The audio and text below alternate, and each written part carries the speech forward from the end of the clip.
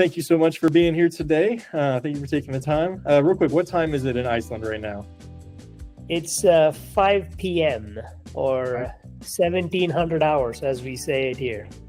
Gotcha. And because of kind of how north you are, how many hours of sunlight are you getting right now? So, if we see the sun, that's something that we're happy about. But it progressively gets brighter from December 21st up to the summer, and then it's 24-hour sunlight.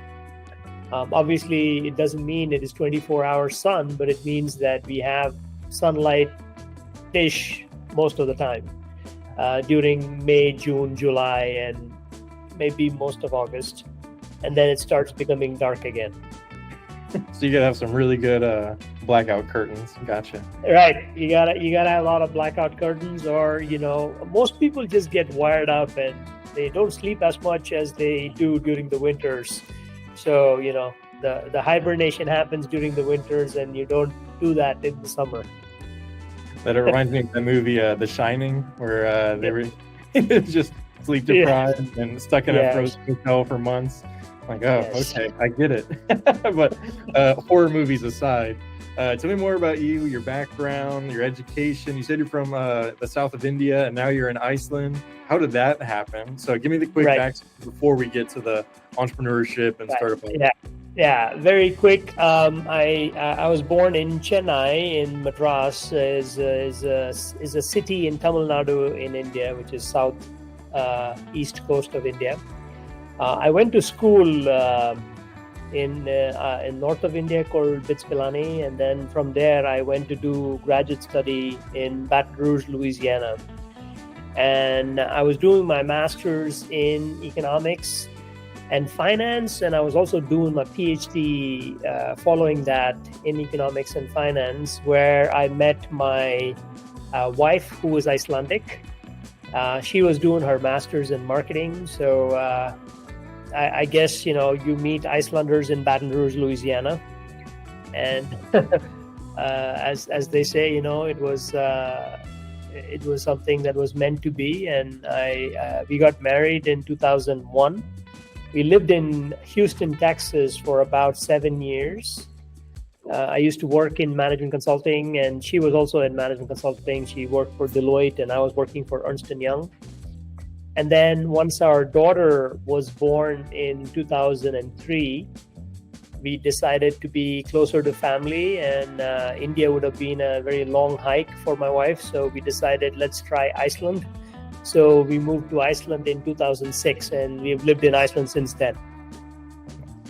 I like it, man. It was quite the journey. Yeah. Did you, I think I told you before, I'm originally from Houston. Did you become an Astros fan when you were there, or? Yeah, sure. I was Rockets and Astros fan, and Texans. The football, the Houston Texans was actually initiated when I was still in Houston. What was that, 2002, right? Yeah, 2002. Yeah. So I was still there, and the Astrodome was reimagined into the new Texan Stadium. So I was there for all that. So yeah, Houston was a fun adventure. We lived there for about 7 years. We actually lived close to Bel Air in Westbury, and it was fantastic, and made a lot of friends. Still, a lot of my friends are in Houston. I love the Bel Air area, and you can always get some great food down there. Before I moved here, I was in Montrose, kind of close to downtown. So I like that area. You can avoid all the traffic because you stay off the highways. It's fun. But we're not here to talk about my escapades in Houston. All right, so you moved to Iceland and you kind of start getting involved in the startup community. Tell me some of the differences that you've seen between, Houston, Louisiana, the U.S. mainland startup ecosystem, and then kind of what you saw when you moved to Iceland. Right. So, I accidentally bumped into this whole entrepreneurial thing. So the backstory is that I actually started working for an Icelandic bank in the year 2006. And I was actually part of the CEO's office, and I was appointed as the head of India for that bank. And me and my wife actually moved with our daughter to Mumbai to start the bank. This was in 2008, and 2008 had this big event called the financial collapse, and the entire Icelandic banking system collapsed in 2008. So I was very promptly fired. So I moved back from India at the time. Whenever you got fired, I was in India, and actually I flew back, and there's a lot of backstories on that. I don't think we have enough time for all that. I've been told many times I should write a book because I was in the belly of the beast when all this was happening. But anyway, I moved back 2009, 2010. I actually was hired as a consultant to the bankruptcy estate to recover some of the investments that our clients had made in India and Asia. I looked around. I really didn't enjoy that work. I looked around and said, what should I be doing? I couldn't get any other job. So I literally said, maybe I'll do something nobody else is doing. And 2009, 2010, nobody in Iceland was talking about technology-focused new companies or startups. So I accidentally bumped into it. I looked around and I said, it's crazy that we're not talking about this. I think this is how the future is going to be built. So I started meeting a number of founders and talking to them about what they were doing. And I really got interested in one team. And they were trying to raise money. I used to be in the banking world. I understood how, the world of money, how it worked. And I helped these kids who were 23, 24 years old, help them raise some money. Actually, I didn't have any money myself. So I did what any self-respecting Indian, triple master's degree, PhD does, which is I crawled back to my family and I begged them for some money. and my cousin took some pity on me and said, here, take some money, go do this. But the unsaid agreement was if I lost that money, I was dead to them. And so no pressure. I took all this money. It was actually, in the grand scope of things, it was not a lot of money, but it was a lot of money. It was about $300,000. I went all in on one team. I basically invested the entire amount in this one team. I sat with them every day, and we built a company. And from 2010 to 2013, we were doing the first large language model in Icelandic in Iceland. So today, everybody's talking about AI and large language models, but we actually built it in 2010. I really liked what these kids were doing, and it was fantastic to see them wanting to understand what the online world was saying. And we had gaming companies as our customers. And that company was kind of like a watershed moment in Iceland, because in the 1,000-year history of Iceland, this was the first company to be acquired into Silicon Valley. So Jive Software, a NASDAQ-listed company, acquired them. And when that happened, suddenly everybody in Iceland took notice that this thing is not some crazy Indian trying to do something. Yeah. One thing we talk about a lot with like founders on this channel is, especially in these ecosystems that, there's Silicon Valley, and then there's like everywhere else that's trying to build up their startup ecosystem. And like there are certain features that you have to have that are like, you have to have your first big win. And I think for Silicon Valley, it was like IBM and the big investments they got from like military funding that turned into IBM, and Stanford helped with that. But you can't grow it until you have your first big winners. But I think that's a really important point that you bring up of like, you showed people that like it's possible to build a great startup here. Yeah. I kind of got glimpses of that, because what I did in 2009, 2010 was that because nobody was talking about all the things that I was interested in, I started blogging.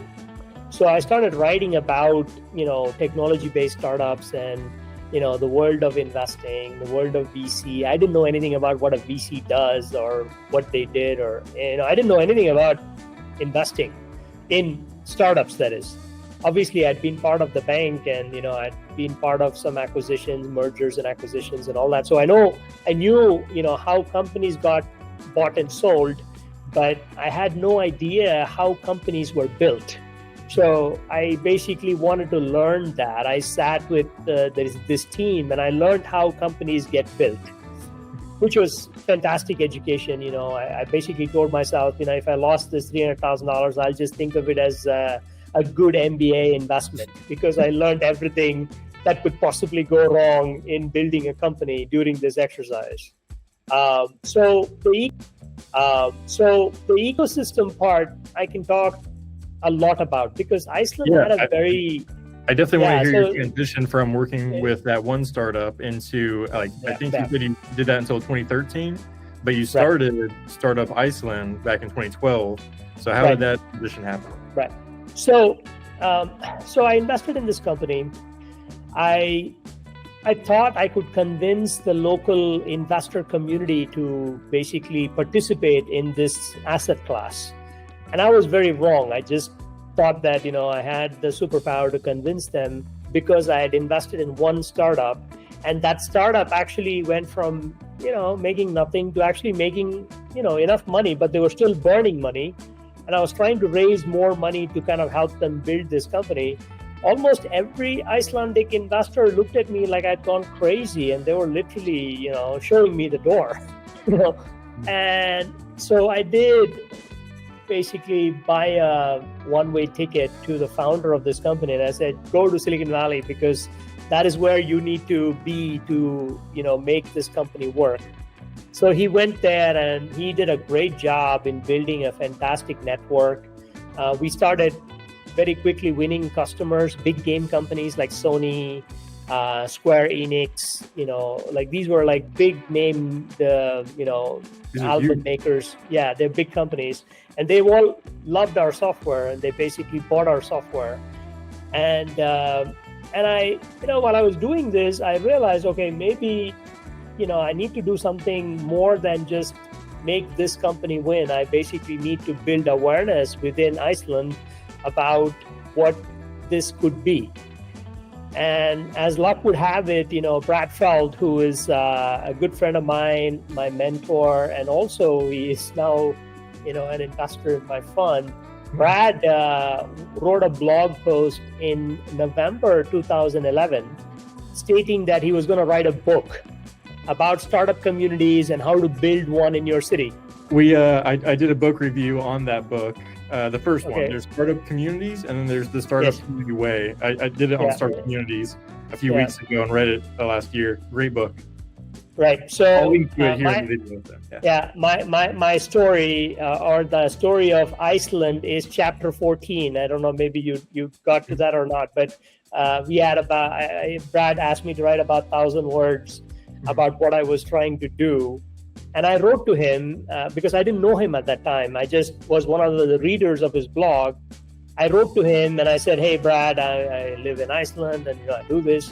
And Brad immediately responded back and he was like, hey, Bala, tell me this. You are an Indian, you live in Iceland and you want to build a tech startup ecosystem there? That doesn't make any sense. Tell me more. So I told him, hey, I invested in this startup. I think these kids have fantastic talent and I think we can build a vibrant community here. And he said, that's very inspiring. I want to help. What can I do? And I was like, you want to help? Can you just come down here and just tell these people that this is actually good? And he said, sure, I'll come, and he was so generous about it. And I'm still, to this day, so thankful that he decided to come to Iceland. And I did the same. I went to the president of Iceland and I pitched him this idea. And the president of Iceland read the one page I wrote about what I wanted to build in Startup Iceland, through Startup Iceland. He said, Bala, I think you're absolutely right. I think this is what we should do. We should do this. and I want to help. What can I do? And suddenly, for somebody who was unemployed and trying to figure out what to do, the president of a country and one of the best venture investors in US asking me how they can help me, which was quite amazing. So I basically asked them, "Hey, can you all come down to Iceland? We'll put an event together and talk about this." I just want to say I love the audacity that it takes to do that, and you need that as a good founder to just say, I think this could work, so I'll do it. And I love how you phrase it, to go from unemployed to the president saying, let's do it. That is exactly the mindset a founder needs to have. Right. I mean, I don't know. I don't think I felt, I don't know if it was courage, but it was conviction, right? I think that's what I was really, I believed in what I was saying. I believed very strongly that we could actually build a vibrant ecosystem here. And sure enough, we put the first event together in 2012, and the president opened the event. We had Brad Feld and Brad Burnham, managing director of Union Square Ventures, which is one of the most successful venture capital companies now, who are investors in Twitter, now X, Etsy, Tumblr, Lending Club, many successful companies. Both of them came, and it was a fantastic, should I say, knowledge dump for me to learn about what this is all about. And obviously they're still are good friends of mine, mentors of mine. I reach out to them whenever I kind of hit some walls. And the Icelandic ecosystem went from, I think in 2012 there were 2 government-run venture capital companies, and I think the total amount of capital that they had was maybe about $30-40 million, of which maybe $3 to $5 million was deployed. But fast forward to 2022-23, the total amount of capital that was deployed in Iceland was close to $392 million. So we did 100x from 2010. Deployed, right? So 3 to 390, which is around 130x actually. It's huge. A massive jump. So, the first startup I invested in was acquired. The second one was acquired by Priceline. The third one was acquired by NetApp. So I kind of, learned to do this by being in the trenches. And the fourth one just became one of the most successful startups out of Iceland.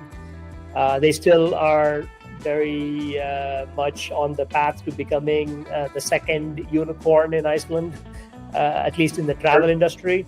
Are you allowed to name them right now, or? Yeah, sure. Yeah, the company is called Guide to Iceland, and they are renamed to be Travel Shift now because they run a lot of marketplaces, not just Iceland. They run Guide to Iceland, they run Guide to Europe, Guide to Philippines, and Guide to Greenland.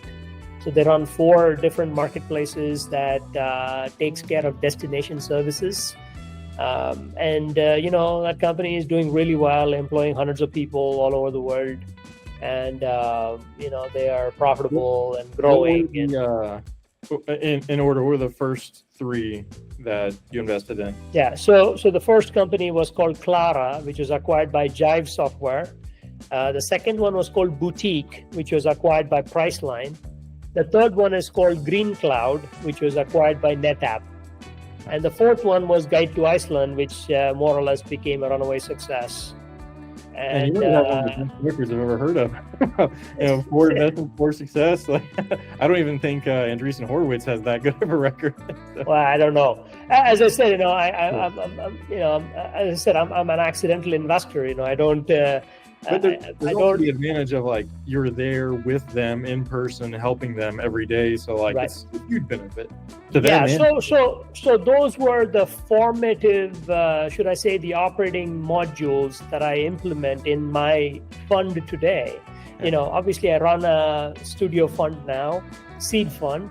I only invest in seed, and we are actually now doing the first institutional fund where we're building a new venture capital company that will basically invest in just ocean-related startups, like startups that are building on the blue economy. And my model is that I spend 1 hour a week with every team we invest in.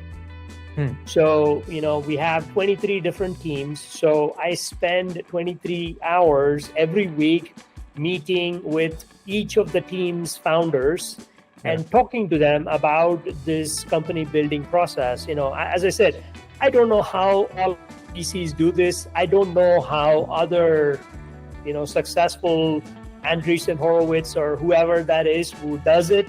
This is what I know.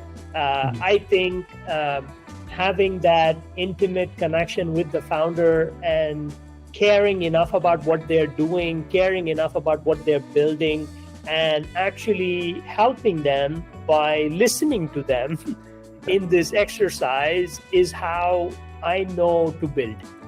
So, I love it. I'm assuming you're talking about these investments are coming from the Iceland Venture Studio. Right.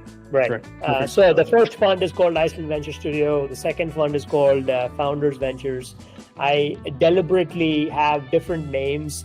The reason for that is, one, I have no ambition to build any legacy like Andreessen Horowitz or whatever. I really believe that the real people who do the heavy lifting are the founders.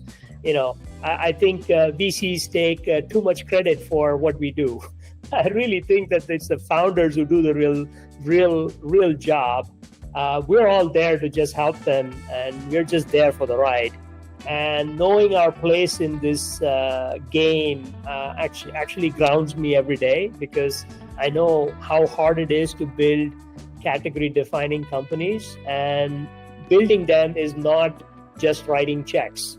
Building them is real blood, sweat, and tears, and a lot of sleepless nights and everything else in between. And hopefully you get out with your sanity and your body okay. Because it is a hard problem, right? Yeah, perfect, man. Yeah, you're such a wealth of knowledge, and I hope I get to come visit Iceland and see all that you're doing in person one day soon. But I don't want to take up all your time, but I do have one last kind of fun question I like to end on. I work with a lot of student founders and first-time entrepreneurs and very early stage stuff with my company I work at. What's one piece of advice that you would just give every early stage entrepreneur when they're first starting out? I think the most important thing is that you got to back yourself up, right? That means you got to believe in what you're doing. You can't doubt what you're doing. You got to have conviction. And how do you get conviction? You get conviction by actually thinking deeply about the problem and having clarity about what you're trying to do, right? And clarity with your customers' problems is very easy to say, but it's hard to do, right? Because you got to get in the head of somebody else. And that's why if you think about some of the really successful companies, the founders are also customers of what they build. So, they kind of have that in their head so they can actually understand the real problem and try to solve it.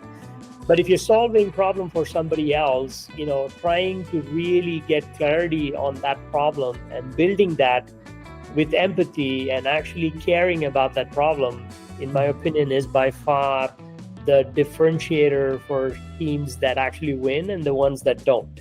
So I don't know if it was one piece of advice, but maybe it is many pieces of advice rolled into one. But have clarity, but also believe in yourself that you can do this, because everybody else who did it was once like you. Perfect, man. That starts with even Elon Musk, right? It starts with even Elon or Bill Gates or Mark Zuckerberg or anyone else. Everybody started like you do now. Yep. You just need to believe in what you're building. I think it was a Steve Jobs quote where he said, it's like at one point in time, every master was a beginner. And like, I always think back, like at one point in time, Michael Jordan couldn't shoot a 3-pointer. Right. True. And he started. So then you learn. You practice. You learn, you practice, you back yourself up, you show up on the court, you take shots. That's the game. You gotta keep doing that, and you can't die. Yeah.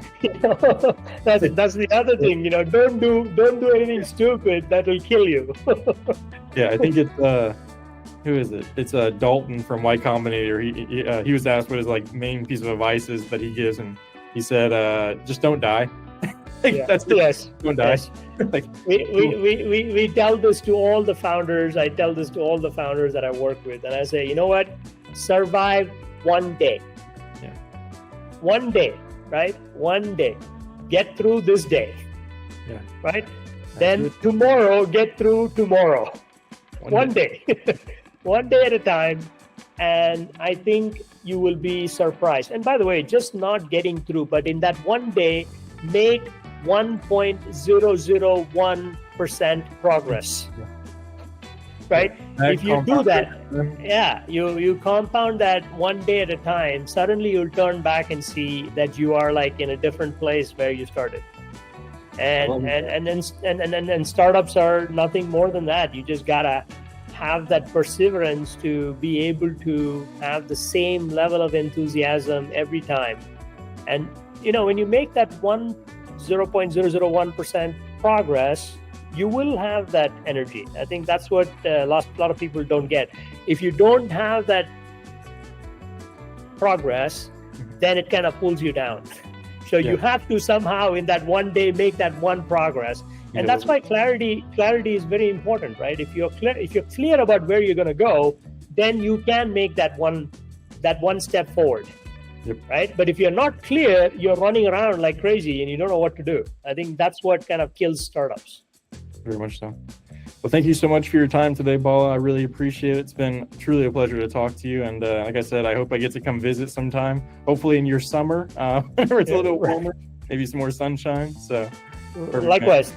Thanks so much for reaching out to me, and thanks for talking to me. And I hope it's useful to the next founder. Absolutely. Anytime. Talk to you later.